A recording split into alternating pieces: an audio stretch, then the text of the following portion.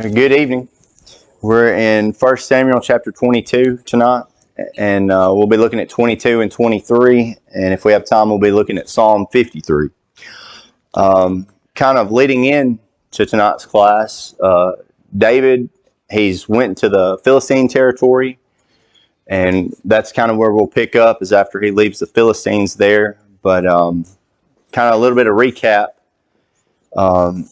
David and Jonathan have been a little bit deceitful. I say a little bit. They've been deceitful to Saul to kind of try to show his hand there, show his true feelings about David, and he's very furious about that. And he ends up throwing a spear at Jonathan. So Jonathan realizes the situation is very serious now, and Jonathan and David have made a covenant, and David is on the run for his life, and the only place he feels safe is to go into enemy territory. But before he does that, he goes to the priest, and he's not honest with the priest, and he gets some bread, and he gets Goliath's sword, and then he heads into Philistine territory. So that's kind of where we're picking up, is after he's leaving the Philistine territories, where we're going to be picking up in tonight's class. Is there anything you want to say before we get started?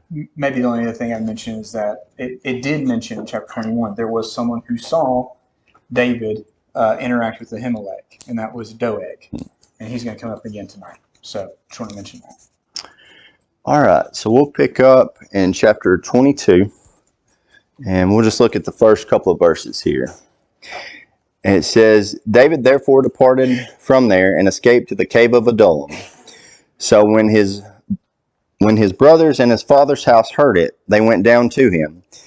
And everyone who was in distress, everyone who was in debt, and everyone who was discontented gathered to him. So he became captain over them, and there were about 400 men with him. So here we see that David flees, and he's fleeing from the Philistine territory here into this cave of Adullam. And what I understand about this, or what I've heard, some of it from Larson's comments, would almost be like a network of caves, and they would be different than what we're used to. Like they're much bigger than like you just walk back into it and it's kind of a small thing. Like these are much bigger over where David is at, and that's how he's going to be able to move around. And a story that we'll run into later makes a little bit more sense in that scenario than if it was something that we understand. But it also mentions that his family goes down there to him, and it also says that these almost like outlaws, I guess, are kind of like drawn to David because they understand that the king is not happy with David. Now, I don't think they understand that David is not necessarily unhappy with the king like these people would be. And not in a sense that David and the king have a good relationship, but David's not rebellious in as much as he can be or cannot be, however you would say that. So he's as much as David can be faithful to Saul, he is being faithful to Saul. He's not coming to Saul for Saul to kill him, but he still has Saul's best interest in mind. He's still doing things that are trying to protect the kingdom as a whole. And so he's not like just bashing the king and running away from everything. He's doing what he's doing to save his own life here. You have anything you want to add? Yeah, I think what I'd add is about these people. So you said they were outlaws, and I think some of them probably were. But I think regardless, the different types of people you see coming to David, they're all outcasts, right? They're all outcasts. They have something going on, whether they owe someone money, they're in distress. I mean, they have something not good going on in their life. And they go to David. And why do we think they're probably going to David? We'll actually see something like this later in the story today, but why do you think they're going to David? Well, they're going to David because they already know that he slayed Goliath. And that he's actually defeated a lot of the Philistines because, I mean, the song says that he slayed 10,000, and they know that David is an honest person. And with them in debt and distress, like what it's saying, when they went to him, they know that if they help David, David will help them. So they join him as an army, and David actually takes care of the whole company of men And I think it was also planned by God because God's protecting David, and he used these men that was in debt and distress to help David while he wants to protect him from Saul and Saul persuasion to kill him. Right. So I think that's right. So I think they see David as a figure they can look up to, and they can look to for protection. They can look to for safety. Now, here's the reason I bring that up. I think, in some ways, and maybe I'm off on this, but I think this is a foreshadowing of Christ. You think about when Christ was on earth. What type of people were attracted to Christ? A lot of times it was the outcast, right? Whether they were outcast because of their practices or because of their ethnicity or whatever. A lot of times they were attracted to Christ because of who he was and he offered something better, right? I just think it's interesting. We see that with David here. I'm not sure how heavily to lean on that comparison, but I think it's just an interesting one to make. That you have, he's will protect people can look up to. Comparison to Jesus, there's some more what than David is, even though David is through the lineage of Christ. Jesus actually preached the word that all the people that were seeking the truth understood the parables were the people that didn't want to know about being saved, didn't understand it. Plus, he healed the blind, cast out demons, fed 5,000. I think about was it 5,000 and 3,000 with just a handful of items. So it attracted, I think from the scriptures, Christ said that it attracted so many other people because they were looking for him as an earthly king and to feed and clothe them, plus heal any kind of diseases or sickness, with not the whole point to be go seeking Christ for eternal life, but what they could get here in this world. Do these outlaws know that David has been anointed at this time? I don't know. Maybe some of them. But right now he's got 400 with him. So it's a good number, right, to have accumulated. Especially since it seems like he was by himself at the beginning of this fleeing. Yeah. And now he's got 400 with him. What do you think about the first group that joined this listed there? So mine says, you're talking about his family? His Or brothers. Yeah. His very first one listed. What are they listed? How they treat David when he went against the Philistines. Now they're joining. Right. And Yeah. the So first they had group opposed him before, is what you're saying. Yeah. Now they're first group listed. Mm-hmm. And I wonder how much of that, I don't know this, but I wonder how much of that is like they know now that Saul is openly opposed to David. And if he's openly opposed to David, he's probably openly opposed to David's family. And so they may be going to David for safety as well. But the fact of the matter is that they are now on David's side, right? Even if it's just, well, we need to survive, they're now on David's side. So that is an interesting development. We'll continue on. Somebody was going to say something? We'll continue on, picking up in verse 3. It says, Then David went from there to Mizpah of Moab, and he said to the king of Moab, Please let my father and my mother come here with you, till I know that what God will do for me. So he brought them before the king of Moab, and they dwelt with him all the time that David was in the stronghold. Now the prophet of Gad said to David, Do not stay in the stronghold, depart, and go to the land of Judah. So David departed and went into the forest of Hereth. And so David asked a favor from the king of Moab. And why do you think the king of Moab might grant David this favor? What connection would David have? A kinsman. So, I almost said the wrong name, I think. And through Lot, is that what you said? I think that would be a closer relationship. Do we know of a Moabitess that we read of? It was last quarter, Ruth.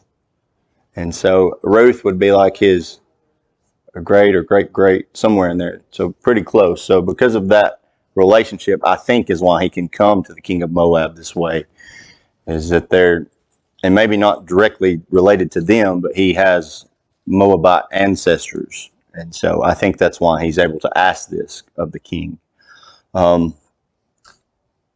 And so it seems that goes well, but it says that the prophet, Gad, tells him to go back to Judah. And at least in my mind, you've got the future king kind of taking refuge in Moab, and that's not what we want. We want the future king in Israel here, even though there's an opposition with him and Saul, and he's kind of staying in Moab. So I don't think that's not God's goal, is for him to kind of stay over in Moab and, who knows, maybe become king there later on. But that's not God's plan. God's plan is for him to be the king of Israel. And Larson brought up about not making treaties with Moab or something like that. I can't remember the passage that he used off the top of my head at the time. Can you think of one? No, but I know David mistreated the Moabites. Yeah. 2 Samuel chapter 8, he made them all lay down and measured them off and killed them. Okay. So here David is seeking asylum with them, then he turns around Yeah. and brutally mistreats them. Yeah. That's 2 Samuel 8. Okay. I thought, and I should have wrote it down, but Larson said that there's a passage about be aware of making covenants or treaties with Moab or something along those lines. I have to go back and look at it. But again, that's God's plan is for him to be king over Israel, not to be in this foreign nation.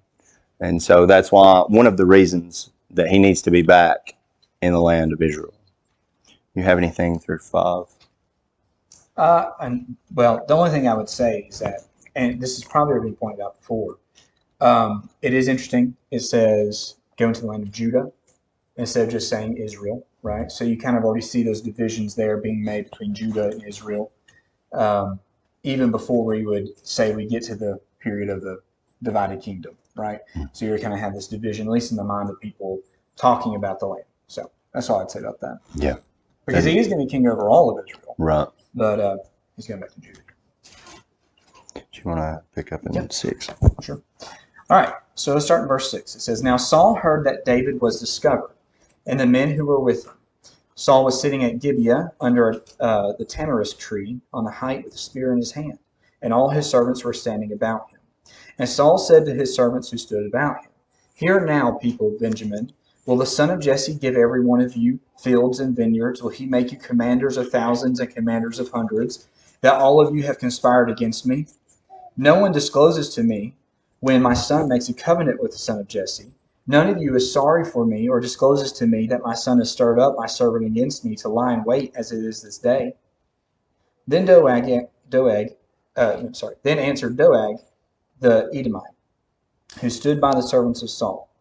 I saw the son of Jesse coming to Nob, to Ahimelech, the son of Ahitub, and he inquired of the Lord for him, and gave him provisions, and gave him the sword of Goliath the Philistine.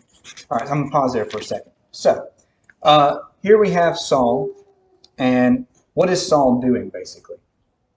He's accusing all of them that they're fixing to leave him and actually go to David to protect him, and that his son actually made a covenant, but none of y'all told me anything about it. Y'all kept all this secret from me because y'all are actually trying to take me out. Yeah. So he's whining, and he's whining in an accusatory manner, right? And like Steve just said, he's saying, why aren't y'all telling me things? So why are people, especially my son, going behind my back and helping the son of Jesse? I think it's maybe also worth noting here, what is his, I guess you could take this a couple different ways. What's his stance while he is saying these things?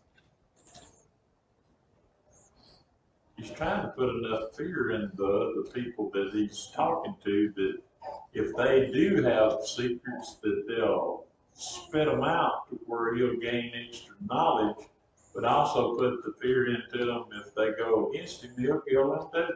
Yes. So I think you're getting to the essence of the question, but I was actually thinking more about the physical posture. And this goes along with it. But what does he have maybe to put that fear into? Spear. He's got a spear, right? Well, what do we know about Saul and the spear? He likes to throw throw them. Yeah, he's not afraid to use it, right? I mean, he will. He likes to throw it. He gets a lot of practice. So I imagine when you're his servants, he's got a spear in his hand, and he's saying these kind of things about you and accusing you of certain things, especially to do with David. You're probably, probably a little bit on edge there.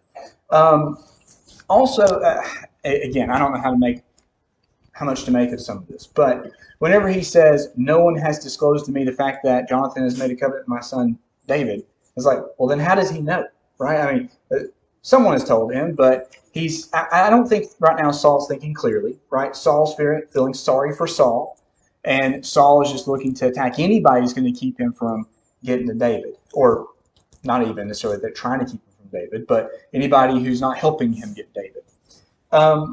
Who's willing to volunteer? Yeah, Doeg, right? So Doeg's willing to volunteer, which, remember, he saw the situation that happened in the last chapter, and he describes it. And he says, I saw David, and I saw how he interacted with Ahimelech, and I saw how Ahimelech gave him help, gave him provisions, gave him a sword, that kind of thing. Now, we've not gone any further in the story, but knowing how rational of a person Saul is, and how, clear-headed he is and logical he is, do you think he's going to handle this very well? No, right? I mean, he's not going to handle this well. You can tell from the very first time he opens his mouth, he's not in a good state of mind. When he gets this information, it's not going to go great. But I will say this about Doeg for a second.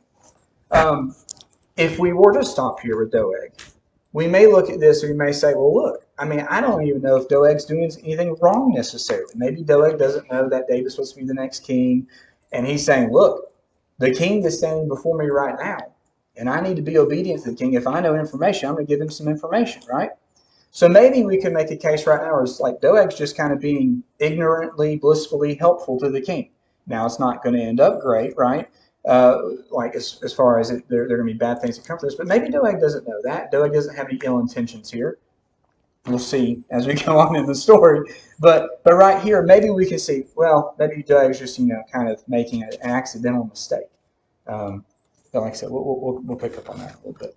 You want me to keep going, or do you? I can take it, but before we go on, it seems like that he kind of pulls at the fact to these men, David's not going to do the favors for you that I'm doing for you.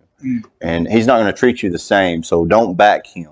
You need to back me. And I think that before he accuses him of what he does is like, look at all the good stuff that I do for you. David's not going to do these things, and trying to say, look at the good things, and you need to tell me if you know something based off of, I do stuff for you. And it's funny, the things that Saul has done is he has betrayed David, even though he's accusing David of betraying him, and he has concealed things from Jonathan, even though he's accusing Jonathan of concealing things from him, which Jonathan was. But it's like he's doing the exact same things. It's just he thinks it's okay. Yeah, and since those people are doing that, he thinks, or because he's doing that, he thinks other people are doing that. Everybody must act like him. Right, yeah. Actually, Saul's even doing worse because he already knows through Samuel that David's God's anointed. And Saul's actually going after God's anointing that's supposed to take over when it actually leaves Saul. So he's actually after God. Yes, he's definitely against odds with God. So we'll pick up in verse 11 there. And it says, I went over too far. No, I'm not. Okay. So the king sent to call Ahimelech the priest, the son of Ahitub, and his father's house, the priests who were in Nob. And they came to the king, and Saul said, Hear now, son of Ahitub. And he answered, Here I am, my lord. And Saul said to him, Why have you conspired against me, and you and the son of Jesse, and that you have given him bread and a sword, and have inquired of God for him, that he should rise against me and lie in wait, as it is this day? So Ahimelech answered the king and said, And who among your servants is as faithful as David? Who is the king's son-in-law, who goes at your bidding and is honorable in your house? Did I then begin to inquire of God for him? Far be it from me. Let not the king impute anything to his servant, or anything in the house of my father, for your servant knew nothing of this, little or much. And the king said, You shall surely die, Ahimelech, and all your father's house. Then the king said to the guards who stood about him, Turn and kill the priest of the Lord, because their hand also is with David, and because they knew he fled and did not tell it to me. But the servants of the king would not lift their hands to strike the priest of the Lord. And the king said to Doeg, You turn and kill the priest. So Doeg the Edomite turned and struck the priest, and killed on that day 85 men who wore a linen ephod. Also Nob, the city of priests, he struck with the edge of the sword both men and women and children and nursing infants, oxen and donkeys and sheep with the edge of the sword. So here we have Saul proclaiming the same judgment on Nob that was proclaimed on the Amalekites. And interesting enough, when God told him to do this, it wasn't carried out the way it was supposed to.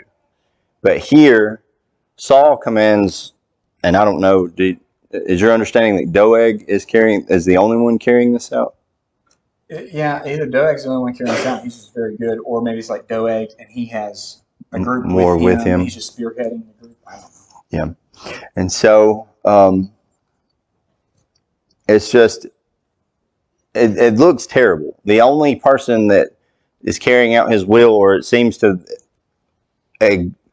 respect his word in this, is Doeg the Edomite. And we don't know much about him at this point in time, but it doesn't look very good, does it? He tells on David, which again, he's just trying to be loyal to the king.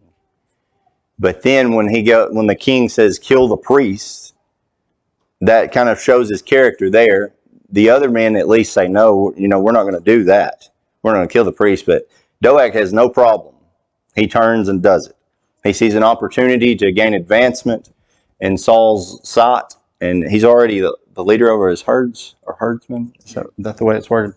And so he just sees, hey, this is an opportunity, and I'm going to seize it. And I think he did that in his statement when he called out Ahimelech to begin with. Nobody's given Saul the information he wants. Well, I have some information for Saul. And so that's when he tells him about Ahimelech. And then now that they're in this situation, nobody else is stepping up to do what Saul wants to do. So here he goes, and he steps up and he kills all these people. And so it's interesting that Saul, he's acting as if he's God here. God didn't tell him to do this. He's not inquiring of the Lord anymore. And I don't know. We'll see in a little bit. He'll think that God has delivered David into his hand, and I don't know on what level he gets that information. But we know that he's double-minded and that he has a lot of issues. But here, he has everything killed. There's nothing left.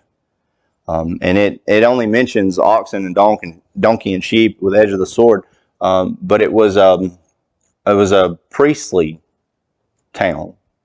It was one of the priestly cities. So I don't know that there would have been other things there. And so and somebody else might have thoughts on that.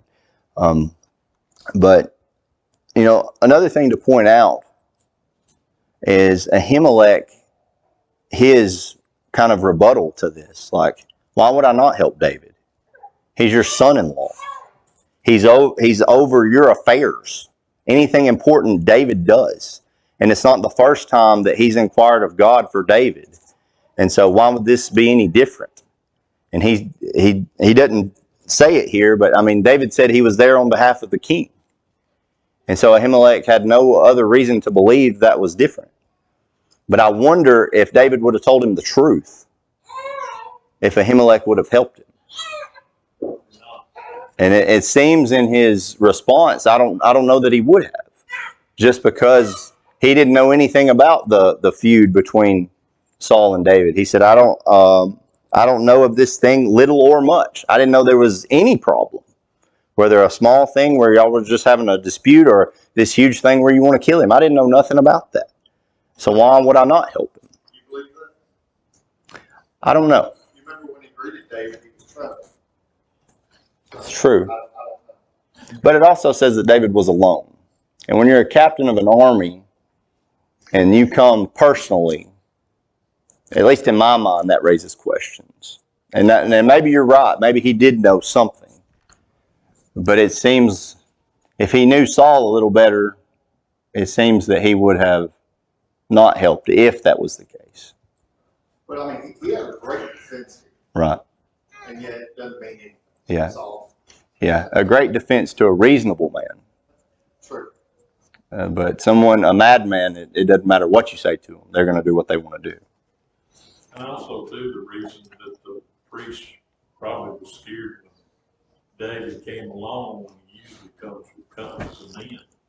I mean, he had the sword that David took Goliath's head off there. So if you had a man of over thousands of soldiers and just doesn't appear and ain't got nobody with you, like, is he coming for me? He definitely questions David's motive or whatever, and David lies to him. And he may not have known in detail what was going on, but we have feelings, and within us, and he may have just felt like, hey, this is something bad. This doesn't feel right. Yeah. Maybe that causes strength. I don't know. Yeah. Anything else get through 19? So I have maybe 3 things I want to say. I'll try to keep them short so we don't run out of time later on. One is that I think what we see here, we discussed last time the idea of Jonathan and David not being honest. Is that okay or is that not? And I think what we see here in this story, I'm not going to say, whether it's like, oh, it's definitely okay or definitely not. I think it's not. But what we see is that there are still consequences, right? David lies to Ahimelech, and there are consequences for that. Now, David's not feeling the consequences here, but there are always consequences for sin. Even if you don't see it happening, there are still consequences for sin. So I want to point that out. Secondly, I think that this is one of those stories, to me at least, that just makes me sick and it makes me angry. Because you look at this, you're like, well, we know Ahimelech didn't know what was going on. And he tells Saul. And Saul doesn't care. And it's not like he just takes it out on Ahimelech. He takes it out on a whole lot of people. A whole lot of people who really wouldn't have known what was going on. And it just makes you sick. Because you look at Saul, and it's like, Saul may be delusional. Saul may be, not in his right mind in a lot of ways. But I can't believe he stooped to this level. And yet he does. The last thing I want to say, and again, I'm going to try to keep this brief. I'm going to try to pluck at the idea, maybe parallel of David and Jesus just one more time. So I see, at least to me, kind of a similarity here in the response that Ahimelech gives Saul. It reminds me of, do you remember the blind man that Jesus healed? And the Pharisees called him, and they were questioning him about what was going on.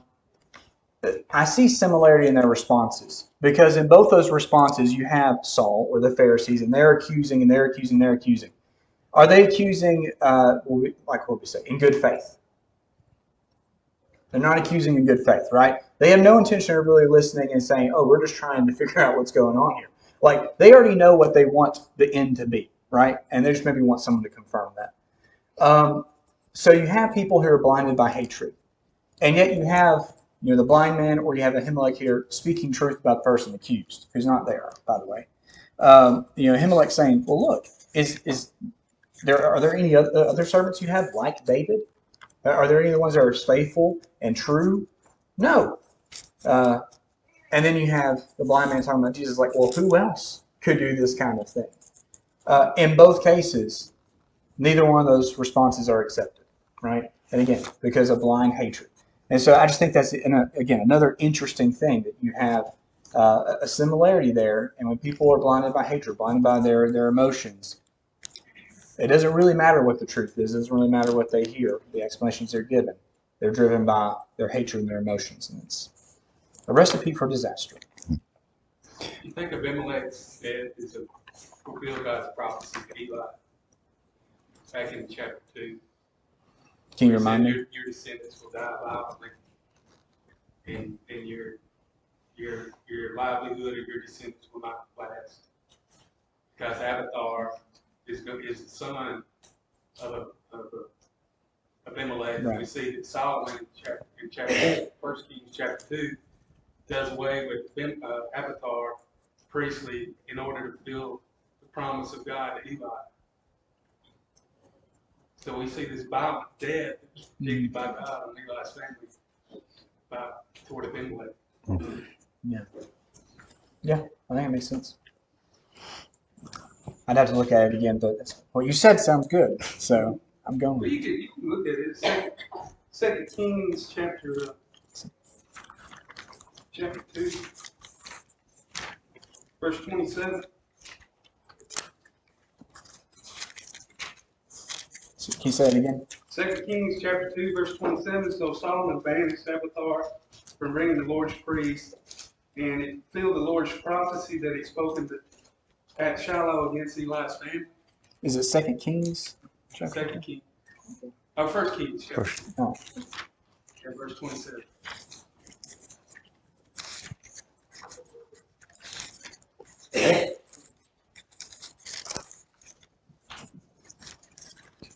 Yes, I see. Yeah. Thus fulfilling the word and the Lord has spoken concerning the house of So now Eli. turn to 1 Samuel 2.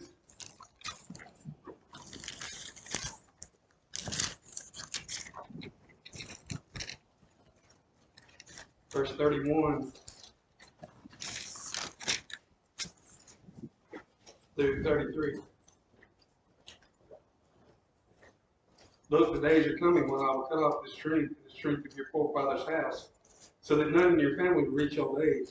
You will see distress in the place of worship in spite of all that's good in Israel.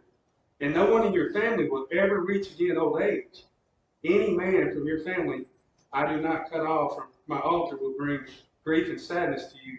All your descendants will die violently. So this fulfills God's prophecy. You want to finish out the chapter? Yeah, I'll finish up the chapter and I'll maybe make a couple. That's No, okay. it's That's fine. okay. I'll take That's a, more time than that. that's a good So, yeah, I'll finish up chapter 22, make a couple comments. If you have anything you want to say, y'all can, but then I'm going to go into 23 after that. All right, so into 22, starting verse 20. It says, But one of the sons of Ahimelech, the son of Ahitub, named Abiathar, escaped and fled after David. And Abiathar told David that Saul had killed the priests of the Lord. And David said to Abiathar, I knew on that day, when Doeg the Edomite was there, that he would surely tell Saul, I have occasioned the death of all the persons of your father's house. Stay with me, do not be afraid, for he who seeks my life seeks your life. With me you shall be in safekeeping. So again, I think maybe what we're seeing here, well, first of all, it's a specific instance of how Abiathar came to be with David. That's going to play a role later on, right, as far as Abiathar being and everything. But I also think maybe this is in some way kind of how he gets those people with him, right, is that he's someone who's willing to bring safety or give safety to these people who feel like they need it. Abiathar is one of those people, and I think this is just an example of that. David also takes credit for what happened to his family as well. Yes, that's a great point. Right. So we were talking earlier about, sin has consequences, and that now David knows the consequences of his sin. That's a great point. Yes. All right, chapter 23. So, chapter 23 says, Now they told David, Behold, the Philistines are fighting against Keilah and are robbing the threshing floors. Therefore David inquired of the Lord, Shall I go and attack these Philistines? And the Lord said to David, Go and attack the Philistines and save Keilah. But David's men said to him, Behold, we are afraid in Judah. How much more then if we go to Keilah against the armies of the Philistines? Then David inquired of the Lord again. And the Lord answered, Arise, go down to Keilah, for I will give the Philistines into your hand. And David and his men went to Keilah and fought with the Philistines and brought away their livestock and struck them with a great blow. So David saved the inhabitants of Keilah. All right, so again, I'm going to make some brief comments on this. If you have anything else you want to add, that's fine. But what you have here is I would say, David doing Saul's job, right? So David gets word of what's happening. I will tell you, the Philistines are attacking Keilah. All right. Now, if you remember, the Philistines have been kind of at this point a long-standing problem. And Saul's king. Saul has waged war against the Philistines, and that's kind of his job, is to wage war against the people of Canaan and drive them out. And why is Saul not doing this at this point? Oh, God, not being God's not with him, and he's what? His focus is on David. His Right. focus is not on the Philistines, right? It's on David. He's got a different goal in mind right now. So it's interesting that David here is kind of picking up the slack. So David hears about this. I'm going to make a point about this, but what does he do when he... Inquires to God. Yes, he goes to God and says, what should we do, right? So this maybe goes back to what Steve was saying, right? Is God with Saul? No. Is Saul even trying to inquire of God? No, right? Again, you have kind of a contrast between David and Saul here. David's going to go to God. David's doing what God wants. Saul's not, right? So, Saul's response is to do what? Should they go? Whose response? God's response. Oh, yes. go. Yes. They should go. I thought you said Saul. I didn't say it. Hey, Oh. you did. I said Saul? Yeah. God's response is go. All right. Wow, that's weird. Okay, so go. How do David's men feel about that?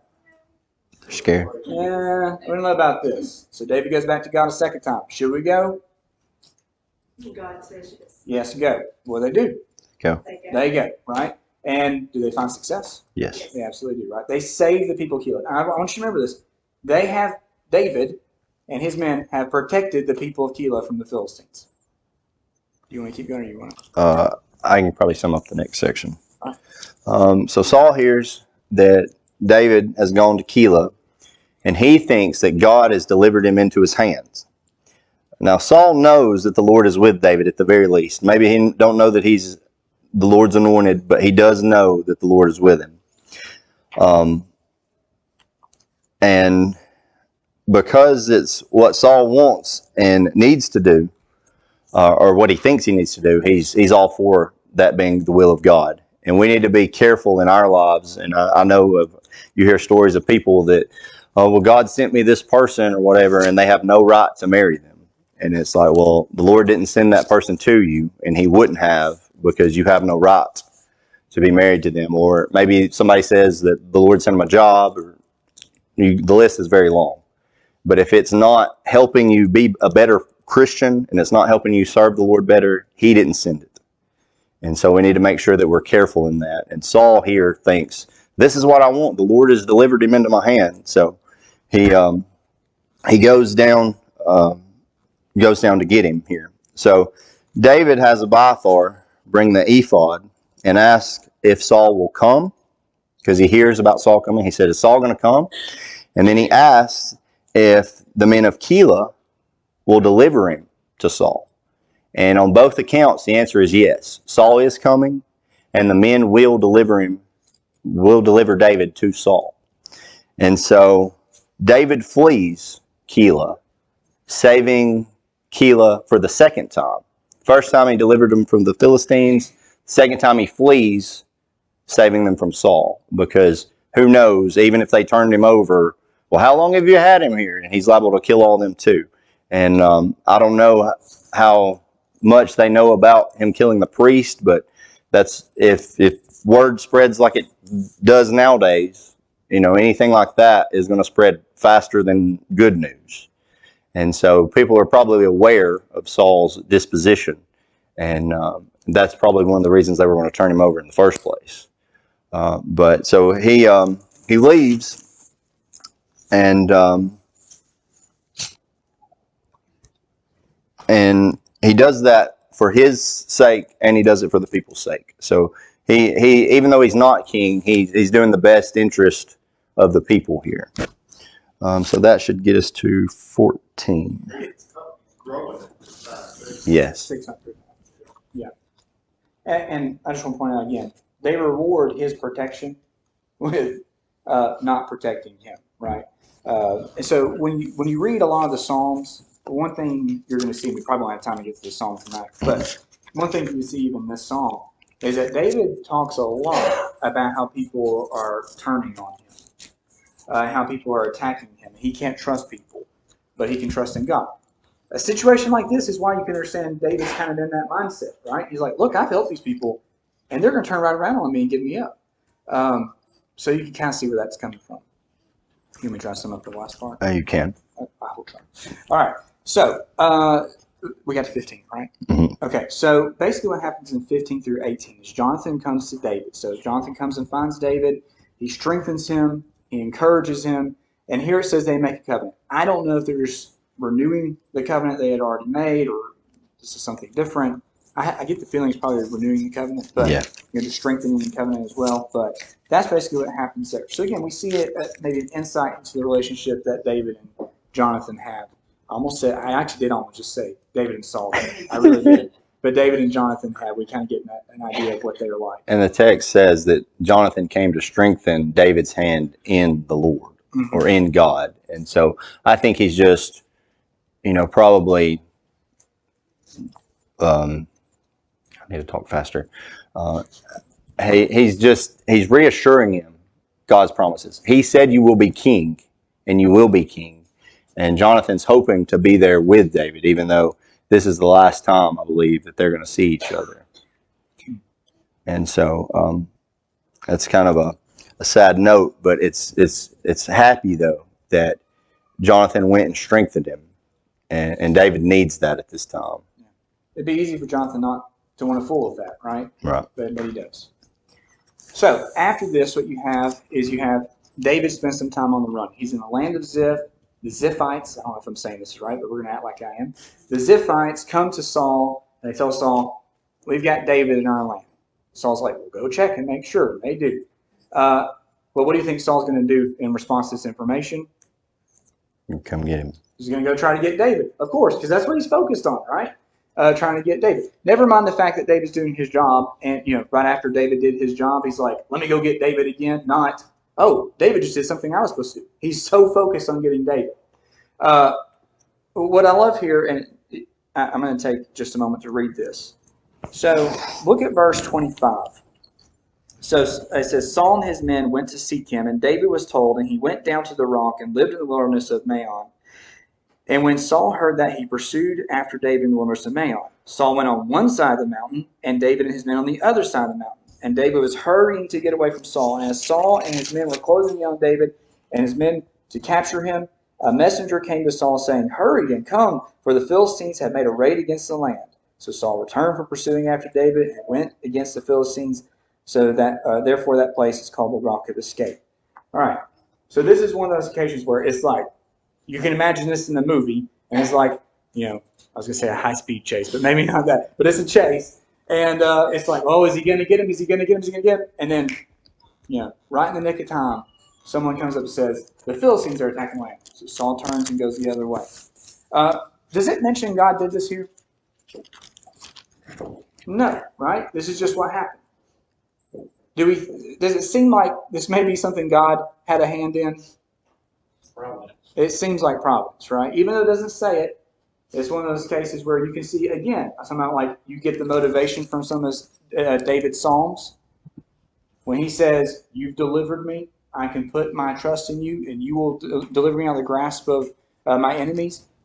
This is what he's talking about, right? Where maybe we don't know God did this, but it's like we're going to attribute it to God. Yeah, well, we didn't read it, but in verse 14 it says, in the mountains of the wilderness of Ziph, then Saul sought him every day, but God did not deliver him into his hand. Yes. And so I think you see God's providence along with David's wisdom, and not that David did it himself, but God, like David couldn't just set out in the open, He would move and from place to place when he knew that Saul was coming. And so I think that this is a good example of how we're supposed to live our lives. We're supposed to have God's promises, and then we're supposed to use our wisdom in trying to make that to fruition. But attribute the good things to God if we can, right? Yes. So that's what David does. He doesn't look at it and say, oh, I'm so cunning and I'm so good. He says, God, you delivered me. Here's what I'll say about the Psalm, since we have probably no time on it. But here's what I'll say about the Psalm. So it's Psalm 54, and it's after this incident here with the Ziphites. We won't read any of this, but I'm going to kind of sum up what the idea is. Basically, what the idea is that he's feeling pressure from his enemies, and he talks about these strangers are against me. He feels this pressure, and yet what he says is, I'm going to trust in God, and I know you'll deliver me because you have delivered me, right? And again, many of the Psalms have this idea of, I'm feeling this pressure, I'm feeling distress, but I'm going to trust in you, and I know you'll deliver on that. And God does. So that's something for us to take with us as well. And next time we'll be in 1 Samuel 24 and 25, and we'll also try to look at Psalm 57 if we have time. Thank you. Thanks for watching. If you found this video to be beneficial, please follow us on Facebook or subscribe to our YouTube channel. Feel free to share it with others that you feel like may benefit from it. If you need to contact us, please contact us via email at quinn.church@yahoo.com. Also, if you're in the area, we would love for you to come visit with us at one of our assemblies. Have a good day.